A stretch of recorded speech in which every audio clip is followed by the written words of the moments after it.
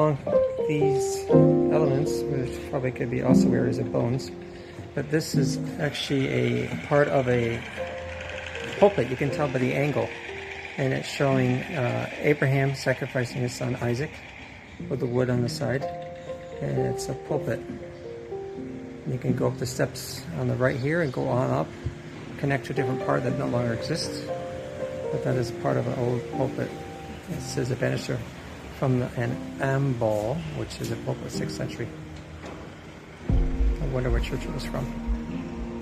It's probably from St. John's Basilica, or it could be from St. Mary's.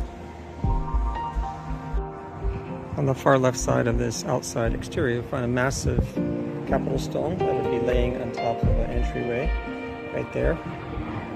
It's beautiful stones here, probably from Roman time. And this far end here is actually replica. The original is in a different location, but you can tell this is a Christian document.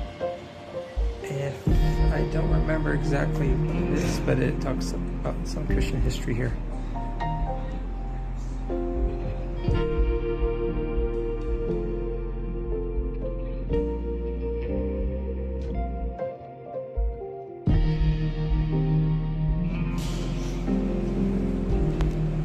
Augustus, at the time of Jesus, was emperor, and they put a cross on him here. And we go down here on this end, and these two guys up here also.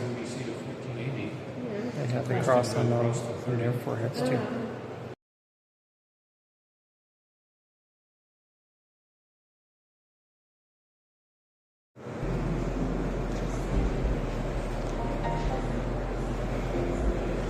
Augustus, and a cross in there somehow, even Christian. Well, this is Augustus, condemned, was there before the time of Jesus. And this is statue of Empress Lydia, 1st century again. She's somehow put a cross on there. For some reason they did this.